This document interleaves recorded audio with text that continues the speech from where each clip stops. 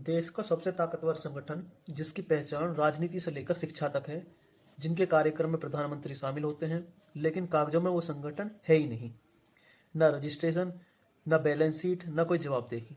तो सवाल उठता है, राष्ट्रीय स्वयंसेवक संघ आखिर है क्या? एक संगठन है या एक छलावा है? हम बात कर रहे हैं उस संगठन की जो हर जगह मौजूद है लेकिन कानून की नज़र में नहीं है। आमतौर पर किसी भी संगठन की ताकत समझनी हो तो हम पूछते हैं रजिस्ट्रेशन कहाँ है, पैसा कहाँ से आता है और दफ्तर किस नाम पर है, फैसले कौन लेता है।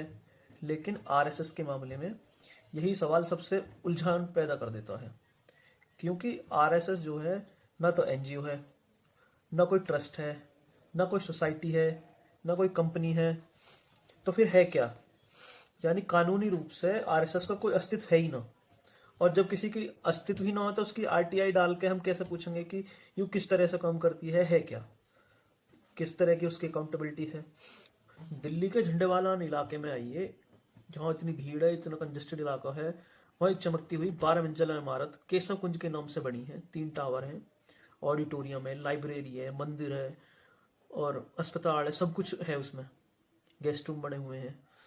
है करीब 150 करोड़ रुपए देश भर के स्वयं सेवकों की गुरु दक्षिणा से आए हैं। ना कॉरपोरेट दान है, ना सरकारी दान है, सरकारी मदद मिली है। लेकिन सवाल वही है, जब आरएसएस रजिस्टर ही ना है तो यह पैसा किसके खाते में गया? इस जमीन की क्या कहानी है? 1947 में ये जमीन झंडेवालान मंदिर ट्रस्ट के नाम पे थी, जो बाद में आरएसएस प्रमुख एमएस गोलवलकर को लीज पे दे दी गई। फिर यह जमीन श्री केशव स्मारक समिति नाम के ट्रस्ट में चली गई। बीच में डीडीए ने भी दावा करा कि ये सरकारी जमीन है। और ये मामला जब कोर्ट पहुंचा, और हैरानी की बात तो ये देखो कि कोर्ट में 1990 में डीडीए की गैर हाजिरी में मामला ट्रस्ट के पक्ष में निमट गया। आज तक कोई साफ जवाब नहीं मिला। आरएसएस प्रमुख मोहन भागवत कहते हैं, आरएसएस किसी संगठन को कंट्रोल नहीं करता, ना बजरंग दल को, ना वीएचएफ को, सब स्वतंत्र है अपने आप में। आरएसएस को किसी पर कोई कंट्रोल नहीं है। लेकिन फिर प्रधानमंत्री कहते हैं कि आरएसएस दुनिया का सबसे बड़ा एनजीओ है।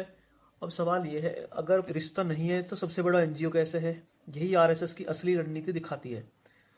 जब तारीफ हो तो संघ परिवार है, जब विवाद हो तो हमारा कोई लेना देना नहीं है इनसे।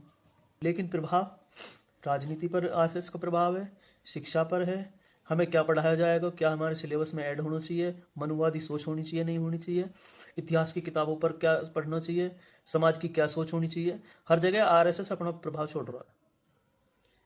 आज आरएसएस के पास हजारों शाखाएं हैं और लाखों कैडेट्स इनके पास स्वयंसेवक के नाम से।